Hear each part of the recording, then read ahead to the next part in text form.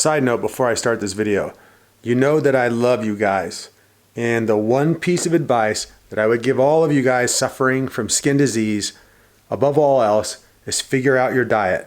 Your diet will be the most challenging thing, but it will also be what sets you free from your skin disease. You got to make it sustainable, you got to make it taste good, you got to make it based on bioavailable foods that you can digest and that can build your hair, your nails, build your kidney, build your liver, build your gallbladder, build your skin back up.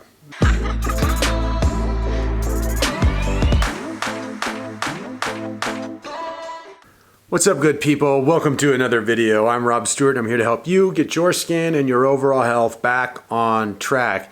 In today's video, I want to address you guys who are still struggling to figure out why, after all this time, you still haven't naturally healed your eczema, dermatitis, or psoriasis.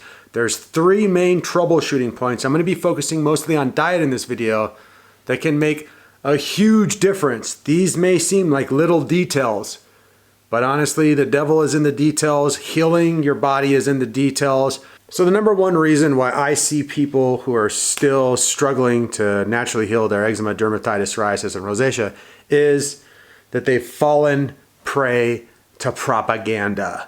They believe the only way to heal their skin is to be on a vegan, high-carb, low-fat, plant-based, cleansing, catabolic diet for the rest of your life. There's many people out there who parrot old information of mine, parrot old information of other people, and think that the vegan way is the only way to heal your skin.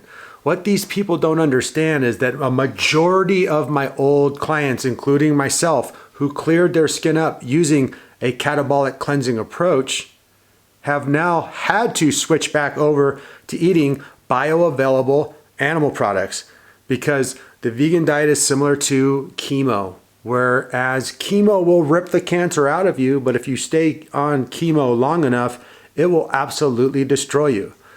With the vegan diet, you are not going to get the nutrients that you need long term to build your skin, the bioavailable B vitamins, the K2, and many, many others, including omega-3, omega-6 ratios. There are a ton of hidden triggers in the plant world, and if you've been on a vegan diet for more than a year and your skin has not budged, you are not seeing significant improvements, you most likely won't on that approach. At a certain point, you have to cleanse, you have to detoxify your body, you have to go into a deep level of autophagy to rid the body of the disease itself. But once you've gone through that process, you also then have to rebuild, especially at a cellular level and at a micronutrient and macronutrient level.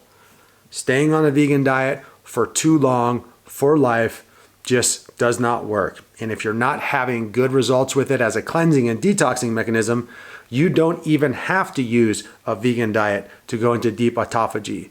If you're confused about how to cleanse, detoxify your body, and eat animal foods at the same time, check out a video from a few weeks ago. It's called How to Do Phase 1 with Meat. It'll be a winner for you. Number two, the second reason why you are just not getting your skin healthy is that you're still eating trigger foods. In the plant kingdom, we have things like oxalates, salicylates, lectins, tannins, goisterous vegetables.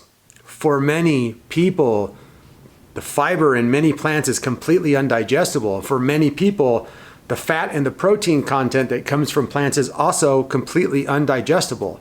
That's why it works so well as a cleansing and detoxification agent.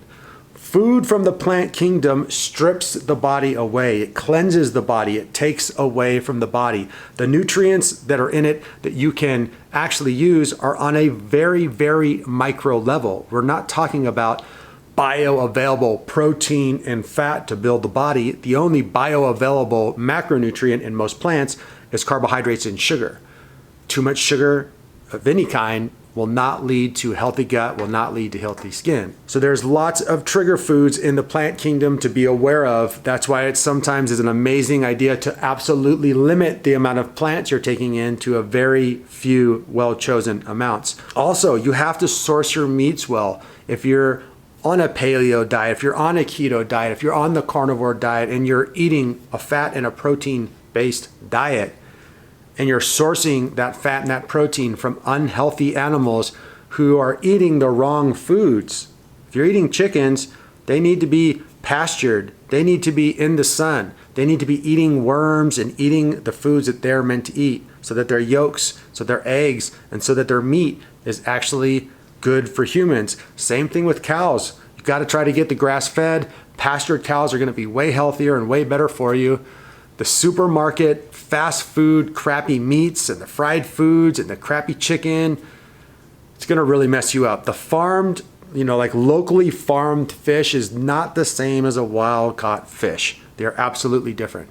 So make sure you're avoiding all of the plant trigger foods and make sure you're sourcing your animal products and all of your products from good sources. And number 3, this one screws a lot of people up, and you guys got to pay really close attention to this one because it's very detail oriented. You could be eating the perfect foods, no trigger foods, sourcing all of your foods perfectly perfect, yet having horrible results. The main cause of this is the standard American diet syndrome, or what I call the balanced diet syndrome. No matter if you're eating all whole foods and you're eating super clean, if you have too much carbs and too much fat in your diet at the same time, that leads to gut dysbiosis. That leads to things like insulin resistance, diabetes, obesity, poor brain health, poor hormonal health. So you gotta know your macros. Are you leaning towards the high carb side or are you leaning towards the high fat side? If you're on the high fat side, then you're gonna wanna keep your grams of carbs well under 100 every single day. You might even want to make sure that about 60% or higher of your diet is coming from fat to solidify that high fat macro need. If you start to eat too many carbohydrates, even from healthy sources on a high fat diet, your gut will go to crap, literally. Conversely, if you're more on the plant-based side, you're more on the high carb side, then it's imperative to keep your fat percentage at 20% or below. Knowing your macros is ultra important. If you mess up your macros, you're messing up your diet and you're putting all of that discipline and hard work straight down the toilet. So that's it today, guys. Those 3 simple fixes. Don't stay vegan too long. And if you're not getting results from vegan, don't be afraid to switch it over. There's lots of propaganda. There's lots of brainwashed people out there that think they can make an easy buck on you because the vegan diet has become so popularized as a healing modality, when in reality, the vegan diet, the plant-based movement is a very, very rainbows and butterflies version of a deep cleanse. There's nothing new about it. It's cleansing and detoxification. It's catabolic. Number 2, if you're still eating all the trigger foods and you're not sourcing your foods well, you're nipping yourself in the bud every single time, day after day. Clean that up, you'll be good. And know your macros, my friends. You don't have to obsess about your macros, but everyone has a cell phone. Everyone has a computer. Everyone has access to someone who does. Use Chronometer, use MyFitnessPal. You plug in your food, it tells you exactly where your macros are, and you can easily determine if you're good or if you're not. And that's gonna do it for me today, guys. Thanks so much for watching. Leave all of your comments and questions down below. Remember to subscribe and share. Don't forget to hit that notification bell. If you are new to this channel, you can find all of my offerings for skin health at holistichealthactivation.com. Where I would focus your attention is the 3 phases workbook, which is my step-by-step eczema, dermatitis, psoriasis, and rosacea healing guide. It helps you discover your customized diet so that you can finally eat the right foods and free your skin. Also, if you're looking to get a hold of me to become a private client, there's a link in the description box for that. On Instagram, my name is Stuart, Rob Stuart, S-T-U-A-R-T, R-O-B, S-T-U-A-R-T. In real life, I'm just R-O-B, S-T-U-A-R-T, Rob Stuart.